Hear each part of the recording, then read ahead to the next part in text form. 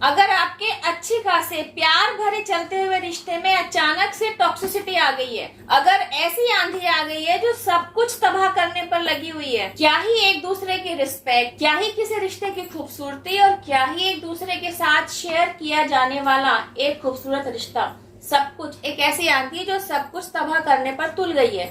कहाँ है वह जादुई चिराग जिसे घिसने से ऐसी सिचुएशन से ओवरकम किया जा सकता है? एक ऐसा जादुई चिराग जो अगर आपके पास है तो आप न केवल ऐसी सिचुएशंस को डील कर पाएंगे बल्कि इन सिचुएशंस को जड़ से भगा पाएंगे। और जब आप ऐसा कर लेते हैं तभी ना आप अपनी लाइफ के मैजिशियन कहलाते हैं। इस वीडियो में शुरू से आखिर तक बने रहिए। वह जादुई चिराग कहाँ है और with the help of this जादुई चिराग आप इन्हीं किन्हीं सिचुएशन से किस तरीके से बाहर आ सकते हैं और अपने से जुड़े रिश्तों में कैसे आपसी समझबूझ, विश्वास और सामंजस्यता को बनाए रख सकते हैं। यह सब कुछ आपको इस वीडियो में आज समझने को मिलेगा। आज की सबसे major problem, if you are dealing with a narcissist person, problem कहाँ थी?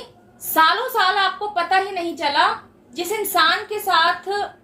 इंसान से आपने बेइंतहा प्यार किया, आपसे जुड़ा हुआ वह इंसान जिसके साथ आप एक बहुत मजबूत बॉन्ड शेयर करते रहे। अगर आप दोनों एक दूसरे के साथ कोई मजबूत रिश्ता शेयर कर ही रहे हैं तो यकीनन आप दोनों रिलेशनशिप में हैं। अब वह रिलेशनशिप दो फ्रेंड्स की हो सकती है, पेरेंट्स और बच्चे की हो सकती है, हस्बैंड और वाइफ की हो सकती है, भाई भाई की हो सकती है, बहन बहन की हो सकती है, भाई बहन की हो सकती है। प्रोफेशनल लेवल पर अगर बात की जाए तो दो कलीग्स की हो सकती है, दो पड़ोसियों की हो सकती है, दो घनिष्ठ मित्रों की हो सकती है। मतलब ऐसी रिलेशनशिप जिसमें आप दोनों एक दूसरे के साथ अब तक एक मजबूत बॉन्ड शेयर करते रहे। इतना तो आप मानेंगे ही, जब आप किसी के साथ एक मजबूत बॉन्ड शेयर करते हैं तो वह शख्स आपके लिए खास हो जाता है। आप उसके साथ अपना हर सुख दुख शेयर करते हैं, वह आपसे अपने मन की बातें बताता है, वहीं आप अपने मन की बातें उसके साथ शेयर करते हैं। कभी कभार ऐसा भी हो जाया करता, because of any kind of situation एक पक्ष दूसरे पक्ष से नाराज हो जाता तो दूसरा पक्ष उसको मना लेता। एक पक्ष एग्रेशन दिखाता तो दूसरा पक्ष प्यार से उसको समझा लेता। कभी कभी ये सिचुएशंस काबू से इतनी बाहर हो जाती है कि एक पक्ष हाइपर हो जाता तो दूसरा पक्ष इस सिचुएशन को पेशेंटली हैंडल करता। लेकिन जब एक पक्ष के द्वारा छोटी छोटी बातों पर भी हाइपर हो जाना, शॉर्ट टेम्पर्ड बिहेवियर में रहना, अचानक से अग्रेशन दिखा देना, इवन अब्यूजिव लैंग्वेज पर भी आ जाना, जब एक पक्ष की ऐसी हरकतें कंटिन्यूएशन में रहने लगी ना, तब कहीं जाकर दूसरे पक्ष को पता चला यह तो नार्सिसिस्टिक बिहेवियर है। चलिए पहले समझते हैं नार्सिसिस्टिक बिहेवियर क्या होता है। आसान शब्दों में समझा जाए तो नार्सिसिस्ट बिहेवियर कुछ और नहीं, फुल ऑन टॉक्सिसिटी ही है। अभी जो मैंने एग्जांपल्स दिए, अगर किसी पर्सन में ये सारी चारित्रिक विशेषताएं हैं तो समझ लीजिए ही और she is full of toxicity. हालांकि इन कैरेक्टरिस्टिक्स को बढ़ाया भी जा सकता है, लेकिन अगर किसी पर्सन में मेरे द्वारा बताई गई ये कुछ बातें ही शामिल है ना, ये कुछ कैरेक्टरिस्टिक्स ही शामिल है, तो भी आप समझ लीजिए कि वह पर्सन टॉक्सिसिटी से भरपूर है, ही और शी इज टॉक्सिक। यह वीडियो इस बात पर बेस्ड नहीं है you are dealing with home, toxic है या नहीं है, नार्सिसिस्ट है या नहीं है। यह वीडियो इस बात पर बेस्ड है कि अगर जिस शख्स के साथ आप एक क्लोज बॉन्ड शेयर करते चले आए, उसके बिहेवियर में अचानक से टॉक्सिसिटी दिखाई देने लगे, वह बिल्कुल एक नार्सिसिस्ट पर्सन की तरह बिहेव करने लगे, तब आप क्या कर सकते हैं? तब आपको उस इंसान के साथ कैसे डील करना है।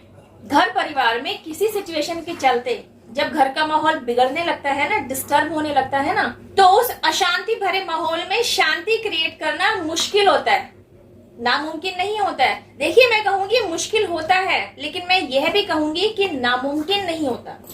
गाइस, आपके द्वारा समझने वाली बात यह है कि यह जर्नी ही कुछ ऐसी है, जिन सिचुएशन से डरकर आप भागेंगे ना, वे सिचुएशंस आपको और भगाएंगी।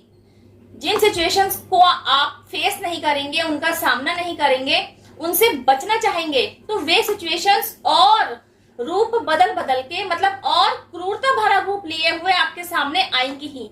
क्यों आएंगी? कि वो सिचुएशन चाहती है कि आप उनके साथ उलझें, उन सिचुएशंस के साथ डील करें।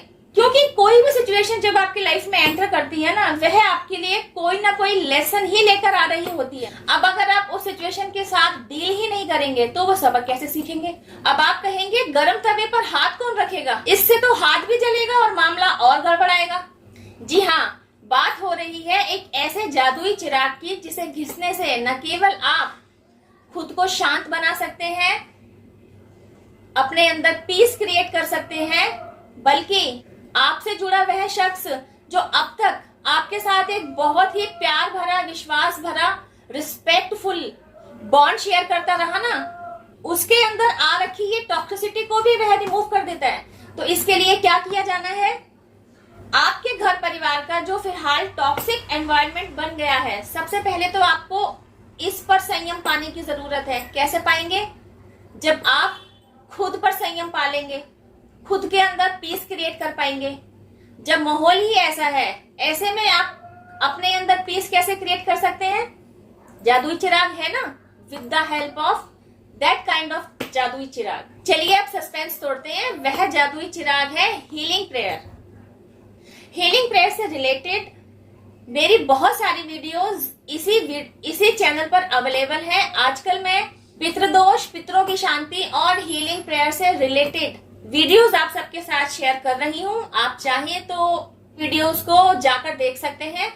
यकीनन आपके लिए उन वीडियोस में भी कोई ना कोई हेल्पफुल गाइडेंस आपको मिलेगी ही मिलेगी। आज हम समझते हैं इस हीलिंग प्रेयर का यूज आप टॉक्सिक एनवायरनमेंट से बाहर निकलने के लिए कैसे कर सकते हैं। गाइज, घर परिवार में जब एकाएक आंधी तूफान वाला टॉक्सिक एनवायरनमेंट क्रिएट हो जाता है ना, तब आप क्या कर सकते हैं।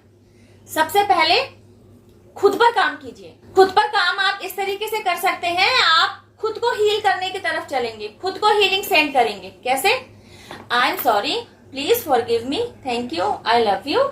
आई am sorry, please forgive me, thank you, I love you. इस चैंटिंग को आप खुद के लिए ना डेली बेसिस पर चैंट करना शुरू कीजिए।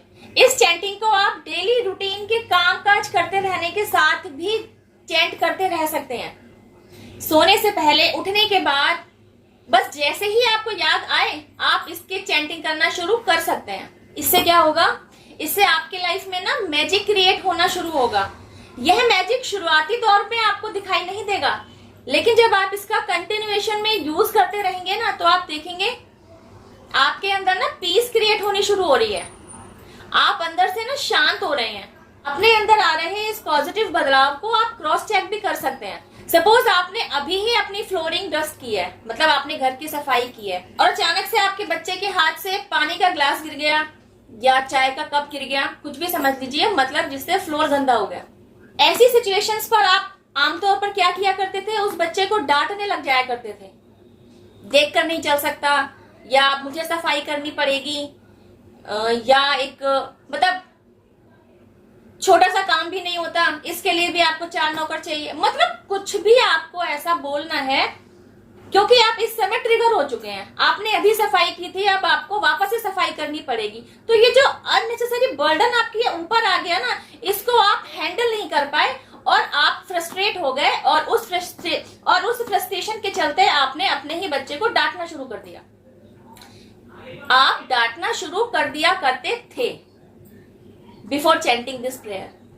इस चैंटिंग के यूज करने के बाद जो आपके अंदर पॉजिटिव बदलाव आया ना, वह कुछ इस तरीके से होगा। अगर सेम सिचुएशन आपके प्रैक्टिस के बाद वाले पीरियड में क्रिएट होती है ना, तो आपका बिहेवियर होगा, आप बच्चे को कुछ नहीं कहेंगे, उसको जाने देंगे। आप खुद से कहेंगे कोई बात नहीं बेटा, हो जाती है, लेट इट बी, आप जाओ डस्टर ला दो, मैं इसे क्लीन कर देती हूँ। आप ये दिखावे के लिए नहीं बोल रहे होंगे, आप इंटरनल लेवल पर आपके अंदर पीस आ चुकी होगी। आपको इस सिचुएशन पर गुस्सा आएगा ही नहीं।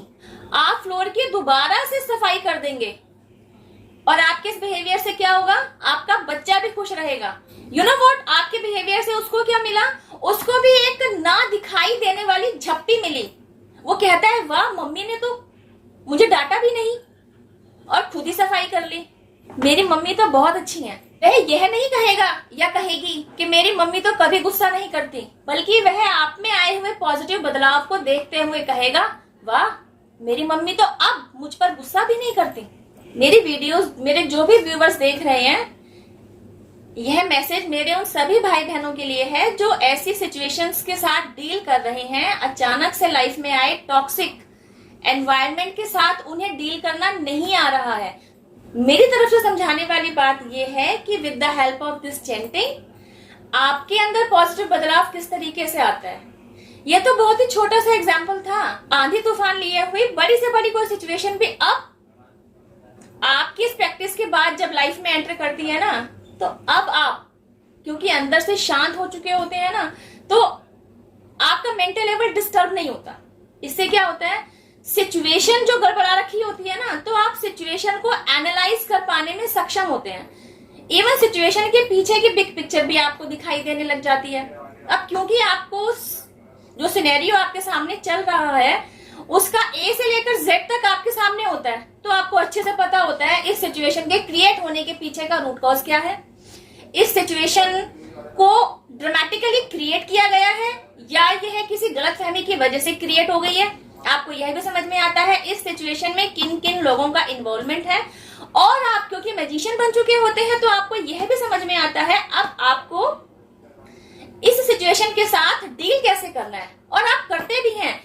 आप इस सिचुएशन के साथ बड़ी ही शांति और बड़ी ही समझबूझ के साथ इस सिचुएशन के साथ डील करते हैं।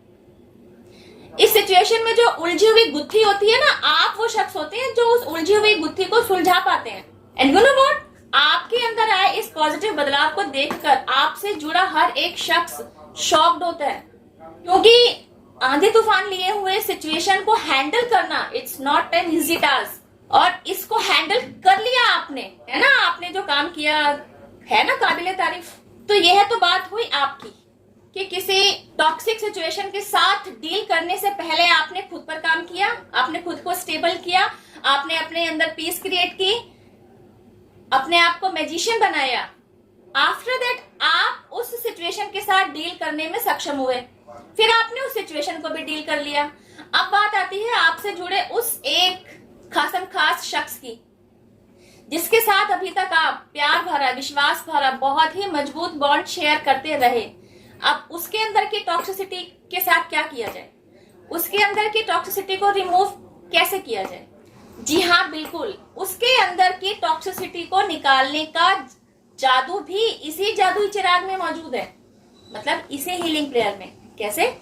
अब तक क्योंकि इस हीलिंग प्रेयर पर आपका पक्का विश्वास बन चुका है, तो आपने क्या किया, इस हीलिंग प्रेयर को डेली बेसिस पर चैंट करना अपने डेली रूटीन का हिस्सा बना लिया। अब यही काम आप अपने से जुड़े उस जरूरी शख्स के लिए भी कर सकते हैं। फीमेल हो सकता है, मेल हो सकता है, जो भी आपसे जुड़ा हुआ है आपके लिए खासम खास है। आपका बेटर हाफ हो सकता है, आपका बच्चा हो सकता है, आपके पेरेंट्स हो सकते हैं, आपका बहन हो सकती है, आपका भाई हो सकता है, आपका फ्रेंड हो सकता है, आपका कलीग हो सकता है, आपका बॉस हो सकता है, आपके हाथ के नीचे काम करने वाला कोई शख्स हो सकता है। मतलब आपसे जुड़ा हुआ कोई भी ऐसा शख्स जो पहले टॉक्सिसिटी से भरा हुआ नहीं था, आपने उसके अंदर ही टॉक्सिक बिहेवियर पहले कभी नोटिस ही नहीं किया, लेकिन अब अचानक से वह टॉक्सिसिटी दिखाने लगा है, तब आप उसके लिए क्या कर सकते हैं? उसके लिए भी यह जादुई चिराग घिसना शुरू कर सकते हैं। कैसे?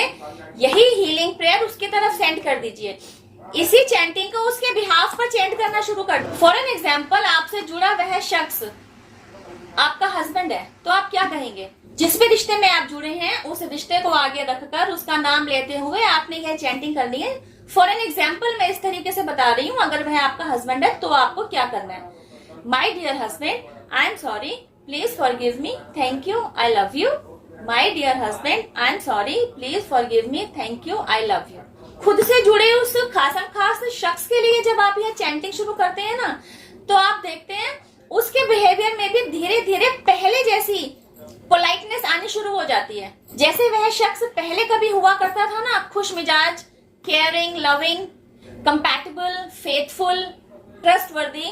मतलब जो भी सारी खूबियां उस शख्स के अंदर पहले से मौजूद थी ना, जिनके प्रति आप आकर्षित थे, खुश थे, टॉक्सिसिटी के आने से पहले वाली वे सारी खूबियां, वे सारे प्लस पॉइंट लिए हुए कैरेक्टरिस्टिक्स आप देखते हैं वापस उसके बिहेवियर में आने लगे हैं, और वह टॉक्सिसिटी जिस तरीके से दबे पाव आपकी लाइफ में आ गई थी, वैसे ही दबे पाव आपकी लाइफ से और उसके अंदर से बाहर भी चली जाती है। जैसे आपके अंदर आए हुए पॉजिटिव बदलाव को आपसे जुड़े लोगों ने नोटिस किया ना, वैसे ही उसके अंदर आए पहले जैसे पॉजिटिव बदलाव को आप नोटिस कर लेते हैं। आपने अब तक न जाने कितनी ही वीडियोस देखी होंगी, अपनी परेशानियों से बाहर आने के लिए न जाने कितने ही रास्ते ढूंढे होंगे और कितनों के द्वारा दिखाए गए रास्तों पर आप चले भी होंगे, लेकिन यह रास्ता आपको किसी ने नहीं दिखाया होगा, क्योंकि इस रास्ते पर कभी कोई चला ही नहीं। अब तक तो लोगों ने समझा कि खुद को हील करना होता है या खुद को हील कैसे करना होता है, लेकिन आपकी हेल्प से आप किसी और की तरफ भी हीलिंग सेंड कर सकते हैं। यह मेरे ख्याल से मेरी ही वीडियोस में भरमार है इन सब बातों की। न केवल आप खुद को हील कर सकते हैं, आप खुद से जुड़े हुए लोगों को भी हील कर सकते हैं, इवन आप अपने एंसेस्टर्स को भी हीलिंग सेंड कर सकते हैं। अपने एंसेस्टर्स को हीलिंग सेंड करने से रिलेटेड इंपॉर्टेंट वीडियोस अलग अलग बातों को समझाते हुए मैंने इसी चैनल पर पोस्ट कर दी हैं, वे भी आपके लिए यूजफुल हैं। यू नो व्हाट, जिस तरह आपने मेरे द्वारा इस चैनल पर बनाई हुई एंजेलिक नंबर से रिलेटेड वीडियोस को सराहा, उस पर 20,000 व्यूज भी हैं। आप चाहें तो पॉपुलर अपलोड में जाकर देख सकते हैं।